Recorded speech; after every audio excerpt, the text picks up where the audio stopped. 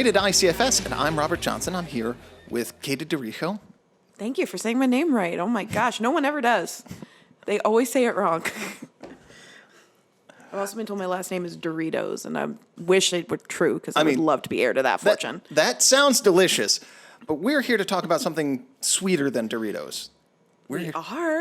We're here to talk about the wonderful cult classic teen movie that is coming up in our summer blockbuster video series, Jawbreaker, which I have to say is one of my favorite teen movies ever. I'm excited about it. I am so stoked. Tell me, why do you love it? Well, actually, really funny. The first time I ever saw anything dealing with Jawbreaker was, I think I was about 6 years old. And we would go and visit my family that lives out in Syracuse. And I was a 6-year-old. And so it was I was very easily bored. So they would just put me upstairs and have me watch TV. And I would just flip through the channels. And one day I flipped through and I saw Rose McGowan on the screen. And I was like, oh, what's this? This is awesome. And I just saw her sticking a Jawbreaker into somebody's mouth and taping over it. And I was like, what is that? Why did she do that? And it's I turned it off because I could tell automatically I wasn't supposed to be watching that movie. And I was like, I can't have my family see this. So I turned it off. But I always remembered that scene. And so when I got older and I kind of learned, I saw this poster in a Blockbuster video for the movie Jawbreaker, and I saw Rose McGowan, and I was like, that looks really familiar. So I rented it, and I watched it, and lo and behold, I found the movie. And I watched the whole thing, and I just thought it was so funny and ridiculous and colorful. And it was just if you could fit the entire late 90s into a movie, I feel like they did, all the kitschiness of the late 90s. Yeah. They did that in Jawbreaker, and it was just great. But yeah, they got it just right. It was so hilarious. That's the writing was just on point, and yep. It called to mind for me a lot of older films like Heathers. Yeah, they actually got in trouble. When it came out, it got a lot of negative critical reviews. Everyone criticized it, said it was stupid, the comedy was falling flat, and the biggest thing of all, I feel was they constantly said about how the movie ripped off Heathers. So it was because Heathers at that point, and to this day, is still such a cult classic. Yeah. I have to admit, I only watched it recently, over the last year, but I had known about it for a while. So I think a lot of people held that movie near and dear to their heart for 10 years. And then this movie comes out and it was basically Heathers repackaged to them. And they were like, oh, we can't have this. It's not as good. It's not as great.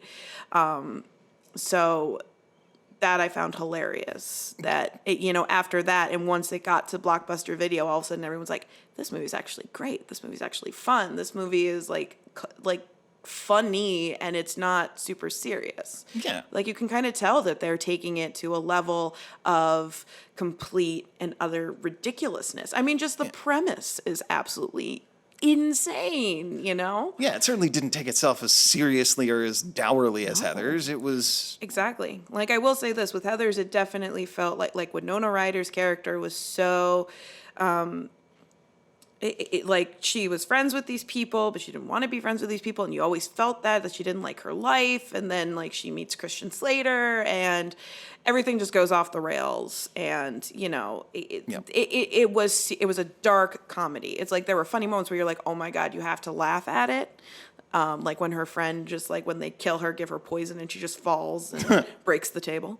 It's hilarious, but it was always there was never a running away from the seriousness of what had been going on. Whereas in Jawbreaker, it's oh, we're going to stuff a Jawbreaker in someone's mouth as a gag while we throw them in the trunk of our car because that's the prank because we play pranks on each other on our birthdays. It's it's so insane. And it just, oh gosh, and then it's oh, to buy somebody's silence. It's we're going to make you popular. We're going to make you one of us. Beautiful, popular, loved, feared, all that you've ever dreamed of. And it's what? Would that actually happen in real life? No, never, because that's absolute ridiculousness. But they play that ridiculous so hard, and it's so funny. They do.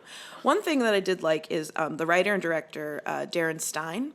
He has said that one of the reasons that he had the gag be a jawbreaker is because he loved that it was playing off of like the sweet, poppy, colorful world of the teenage girl, like this, like you look at it and you go, oh my God, that looks so beautiful. And it's going to be so sweet and like it's delicious and you can just eat it forever and ever and ever. But at the same time, this thing can literally break your jaw. So it's like, so he wanted to play off that, like, oh, here's this outer texture of color and sugar and candy, but really it's like this can be used as a deadly weapon and if used the, I guess, wrong way. So I love that. And when I read that made it even better for me because I love stuff like that. Yeah. Also, one of the best things I found about this movie was just how many people it was like, they were some of the biggest teen stars at the time, or were just starting out, and now they have great careers. Like, I mean, Rose McGowan had, we had seen of her, but I think this was like one of her first big movies. Was this before or after Scream? This was after Scream. Okay. So that was like her bigger movie, but this was the first one that she was like, it was her. She was the leading character, whereas in Scream she was the best friend of Neve Campbell, and so she didn't have. So it wasn't all about her, but she's a memorable character. But then you have like Judy Greer playing Fern Mayo, and I think that she hadn't been in a lot of things prior to that, so that was like her first dive into, also being like a starring role, which was really great. But then you had. Like I know at, I forget her name, but you have the actress who was Rebecca Gayheart. That's who it was. Yeah. And she had been in the movie, and I believe it was prior to this one. She was in Urban Legends, and she was the killer in Urban Legends. Spoilers. Spoiler alert. Sorry, everyone. Which that's also a great movie. Yeah, that just saying. I love it. I thought that horror movie. I don't like horror movies, but like that was one of the first horror movies I watched, and I was like, it's not really scary.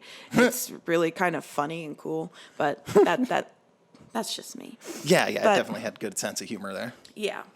But I'm really glad, though, that this is the movie like you guys, because obviously I haven't been in ICFS for that long. And so when I brought this movie to when you guys were first telling me about the summer blockbuster movie series, I was like, oh, I feel like, and you were looking for a third movie, and I said Jawbreaker. I was just saying it because it's like I'm obsessed with it, and I think it's just a lot of fun. But it's a great movie. It is. And then you guys said it, and Brenda was like, I never thought of that. That's awesome. And I'm like, oh my gosh, like, I really do love that this is like the first one you're using to kind of get into not just action movies that bombed in the summers and like got popular in Blockbuster, but also I feel like there's a lot of teen comedies or cult classic teen movies that have that same level. So I like that you're allowing me to kind of add to that. We're not allowing. You've already added to it, and we're just accepting. You're just accepting. I didn't give you a choice. You're not. It was. You are already part of this team, damn it. I know, but I gave the idea and you accepted it.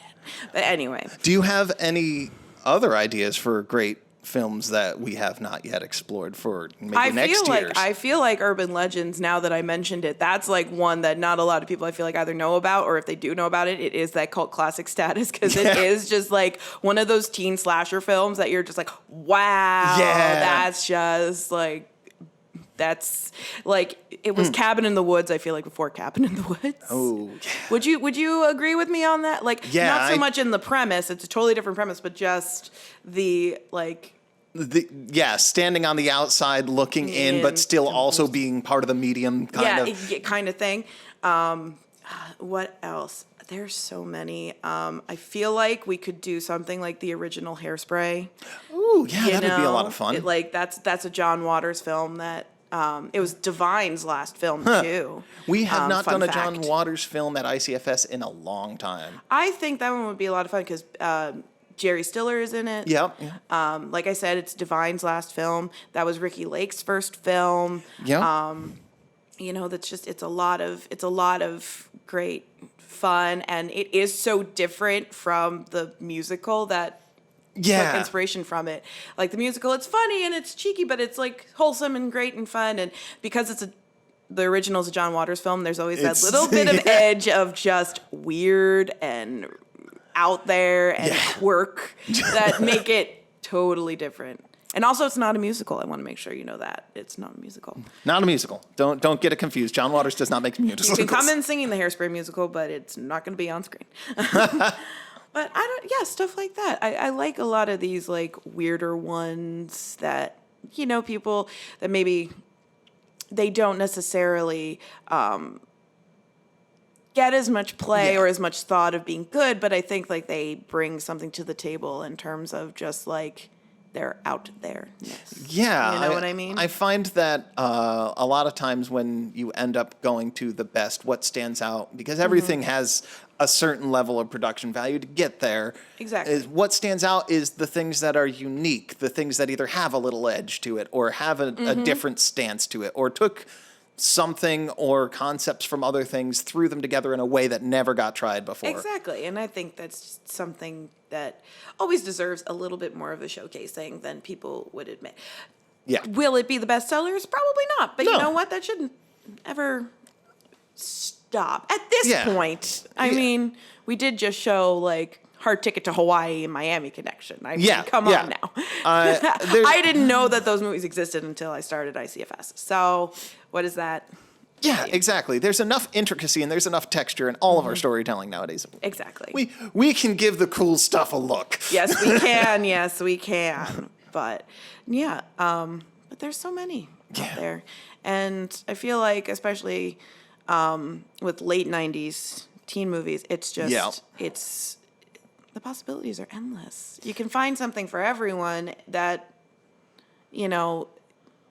doesn't stop itself from being weird.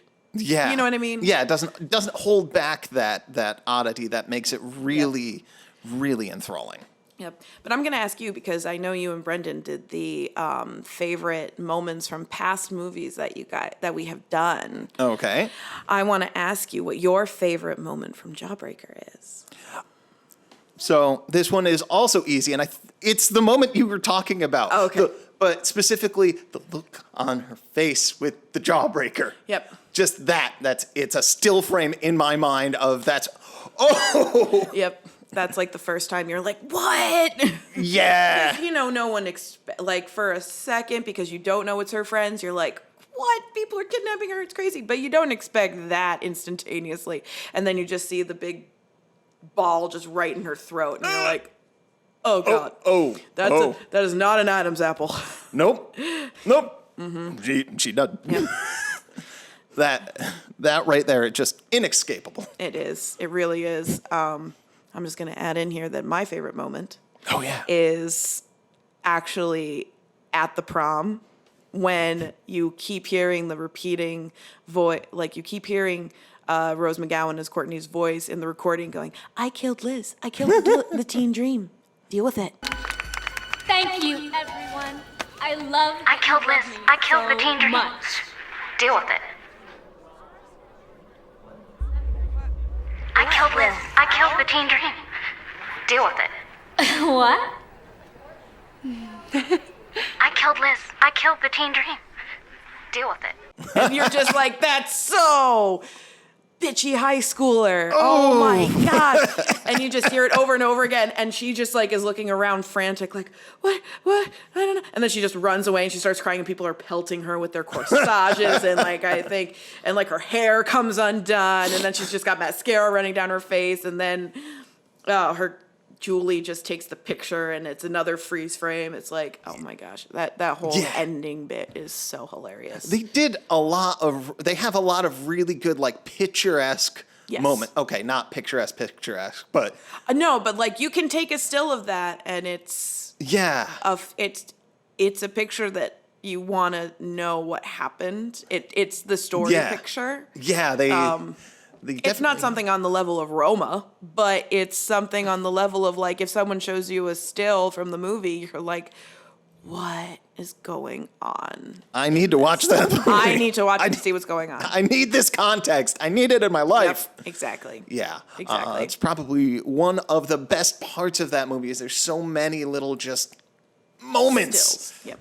It does go a lot with pictures. I've found that too. I mean, there's the picture they take in the beginning of Liz in the trunk, and so they take the Polaroid. There's the card that they give has a picture of all four of them on the front. When they decide to reveal who Violet is, as in Fern Mayo, they use her yearbook picture. You know, it's like it's very much like snapping up, and also in between like flashbacks and stuff, there's flashes. It's literal flashes. So I think they really wanted to, they go with the whole like, taking pictures. They were talking about selfies before selfies were a thing.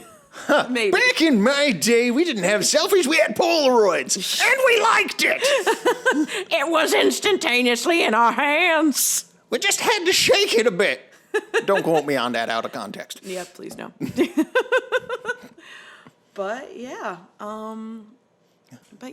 definitely be on the lookout for more teen movies, hopefully added to the Summer Blockbuster Video series. But as always, they are some of the best cheesy action movies as well, which I just saw Demolition Man over the weekend. Like 2 weekends ago. God, I did not know what I was getting into, and it was the most ridiculous thing ever. And all I kept wondering is, why is it that why is it that all of a sudden the utopia is after like they put all the poor black people into the ghetto? Like, why? Why is that the thing? And also, Taco Bell. What you got against Taco Bell? At least it could have been Burger King. He is a Burger King. Yeah, but his army is weak. I guess. He would not have won the Game of Thrones, and you know it. Well, at least it would have been flame broiled.